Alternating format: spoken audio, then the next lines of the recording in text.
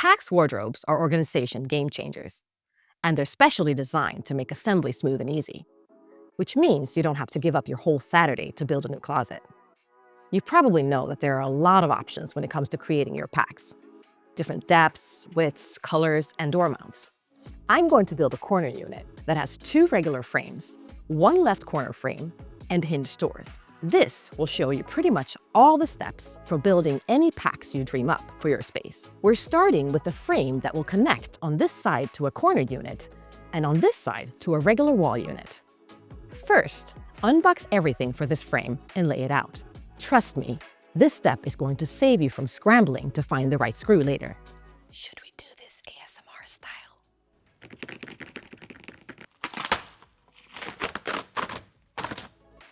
Depending on the size of your PAX wardrobe, you may have a few different pieces of hardware from what I have here. So don't stress if you do. The instruction manual for your specific PAX lists the hardware included, so it's easy to see what you need. Keep this handy, not just for the hardware overview. It's going to be your biggest support for putting your PAX together. Keep your Allen key handy too. You'll need it for fine-tuning later. And now is a good time to grab the other tools we need for the job. We're going to start with the back rail. As any builder worth their weight in lumber will tell you, a good foundation is key to a solid structure. This rail here, it's the foundation for your PAX. It keeps the whole thing secure and stable. Think about how many times you're going to yank on the door or open a drawer. You definitely don't want the whole thing shifting around when you do that. So don't skip the step. Take the back rail and bend both ends to get an L shape.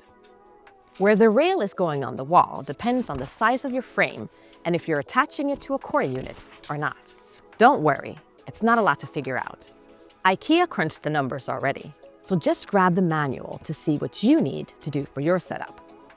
I'm going to attach this frame to a corner unit, so it's not going right up against the wall. I'm measuring 7 5/8 inches from the corner. This is where I'll center the slot of the rail.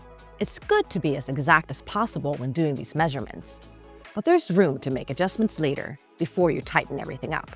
So don't stress too much about this. The height of the rail depends on the size of the frame you're putting together. If you've got a 92 and a 7/8 tall frame like me, measure 91 7/16 inches from the floor. If your frame is a different size, just check the manual for the right measurement. Now I can see where these measurements meet, and that's going to be the center of my rail slot. Perfect. Now we're ready for the heavy machinery. PAX comes with wall anchors, but how you use them depends on the type of wall you have. And guess what? The manual tells you what to do for different wall types. I told you, keep it handy. We've got drywall here, so I'm going to drill into my pencil marks and then hammer in the anchor.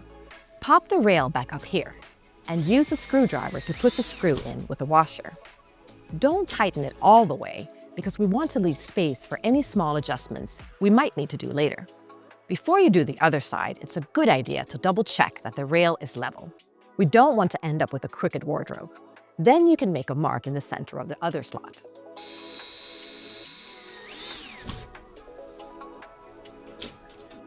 It's a good idea to double check that the rail is level. There, foundation set, just like that. And now is a good time to get a little help. Get the frame out of the box, but don't undo the straps just yet. It's a lot easier to move around when they're still on. Make sure the arrows are pointing up. Then, when it's where you want it, peel the straps off and pop it open.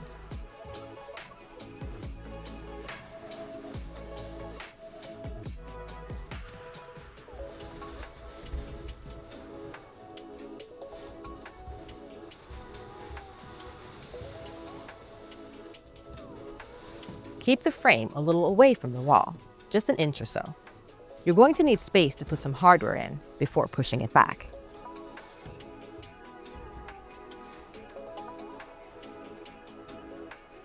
This is where we turn to what I like to call the Saturday saver. This little piece of hardware does about 7 different things at once. Make sure the foot is screwed in and then slide the piece into the frame where you've got these holes in the corners. In the back, you're going to lock our Saturday savers in place with these little guys and slide the support board in there. These L-shaped pieces from your hardware pile go in the back, like this. And in the front, there's no extra hardware. Just push the support board in and slide it down to lock it in place. Let's take a look at our hardware and grab these L-shaped pieces. They are going to slide into the front corners. And congrats! You're more than halfway done putting the frame together.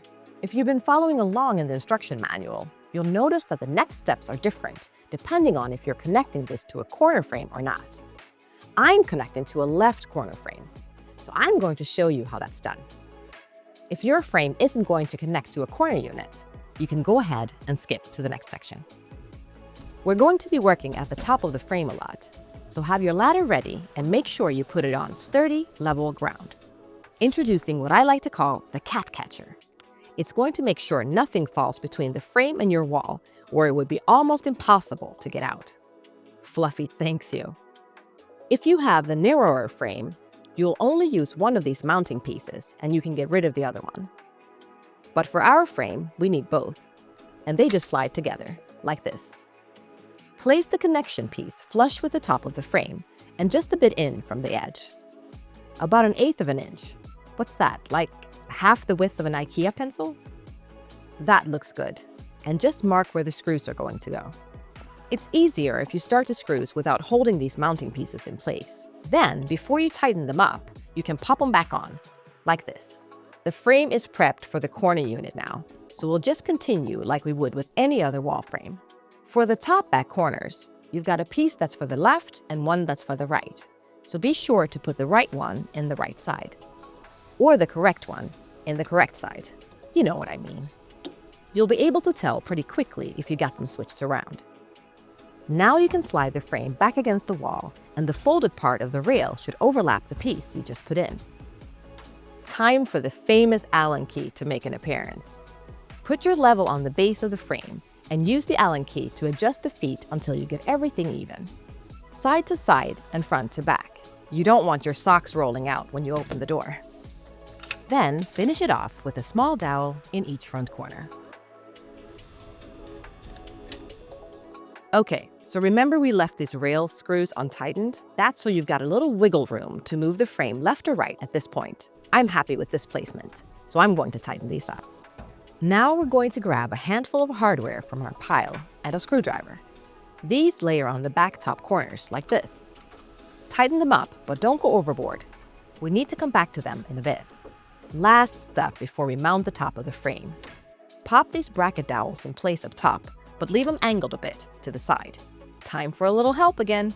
Put the unfinished edge toward the back and angle the panel down, like this. You need to get the back corners on that hardware we installed. Don't push the panel all the way back yet though.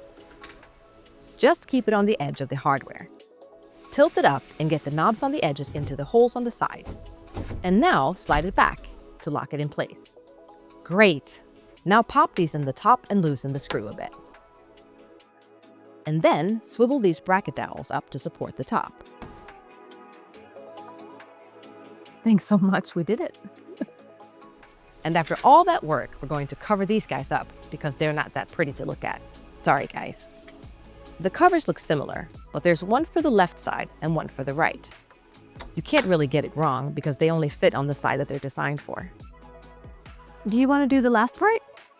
Okay, just place the bottom frame panel in there, making sure these small holes are facing upwards. Yep, over the dowels we put in earlier. Now I'm going to show you how to attach a regular wall frame next to this one, and we'll finish off with a corner unit. So stick with me for that. We're ready to prep the wall for the next frame, and just like the first one, we start with the most important step, mounting the rail. This will give us a solid anchor for our wardrobe. Let's measure it out. This time I'm measuring for a frame that's going flush against another frame. It's the same as if it was going up against the wall. The distance you want to mark is 2.5 inches. Again, this is where I'll center the slot of the rail for the screw.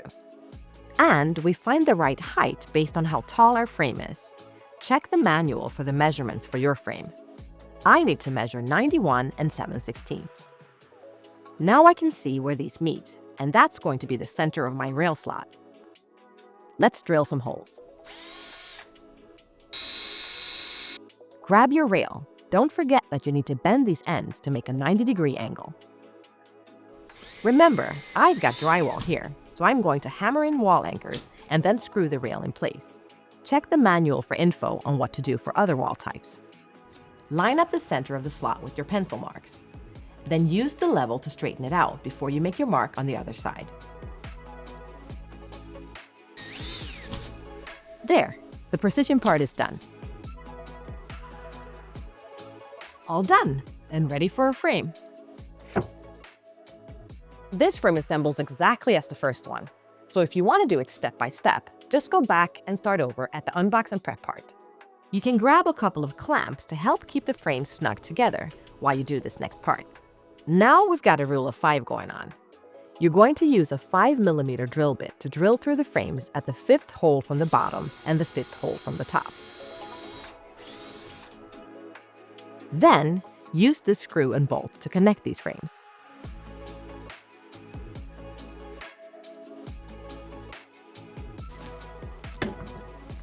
Two frames down, one to go. Again, I recommend you unbox everything and lay it out to make the whole build a bit smoother for yourself. You'll notice that there are actually 2 manuals. You have to make sure to use the one that shows the cabinet that you want to build, left or right. Just toss the other one away so you don't get them mixed up. If you're not working on carpet, it's a good idea to put down a blanket or a drop sheet of some kind to protect your floors. We're going to be moving the corner unit around a bit while we put it together, so it's smart to have something underneath.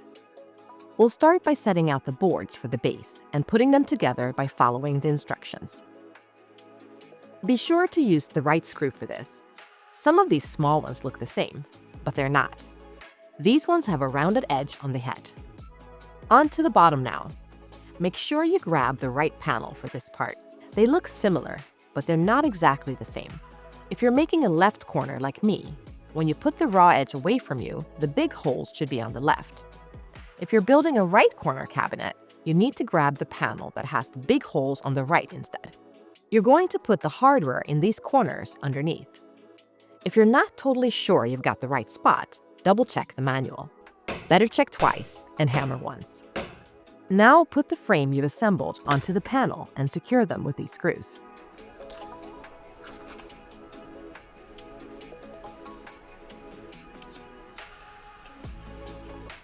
It's time for the feet. You should have 2, and they just click together, like this. Then, screw them into the bottom of the base here. Make sure you go far enough that they don't stick up past the baseboard. Great, now we can move on to the frame. Lay out your frame panels and install the hardware according to the instructions. Perfect. Now, before you move on, you need to know if you can stand your frame up without bumping your ceilings. For these tall frames, you need just shy of 7-foot high ceilings for clearance. I've got that here, so I'm going to go ahead and assemble accordingly. But if your ceilings are lower than that, you just have to do things in a slightly different order. Check out the instruction manual for guidance. We can go ahead and put the dowels in place.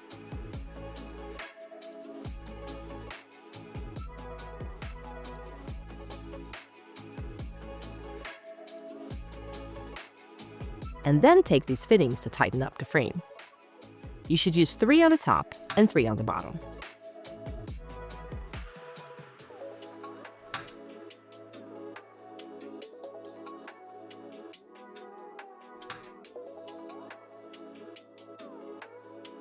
Okay, now we're going to turn the whole frame over to make it easier to attach the next panel. And this is when you're glad you put down a blanket to keep your floor from getting scuffed. This is the smaller panel now. Make sure both the metal brackets are at the top here. Then you'll pop it in place using the dowels you already installed. Secure it with these screws and your Allen key.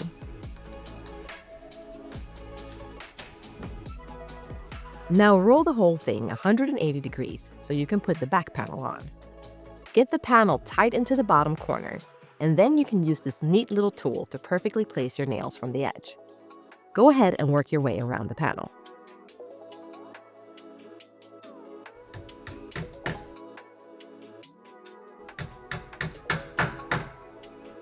Now we need to add the pieces that will let us attach the corner unit to the other PAX frame we've got assembled. These brackets aren't exactly the same. So make sure you double check the manual to get the right one in the right place. For the bottom bracket, the tab on the end should point upwards. And for the top bracket, the tab should point down. We're going to use these long screws. I'm going to use my power drill for this just because it's faster, but you can do it with a regular screwdriver too.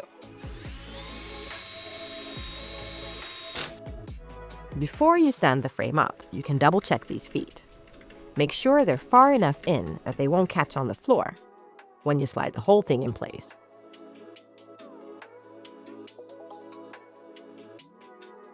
We're going to use the pieces we just attached on the corner unit to connect it with this frame.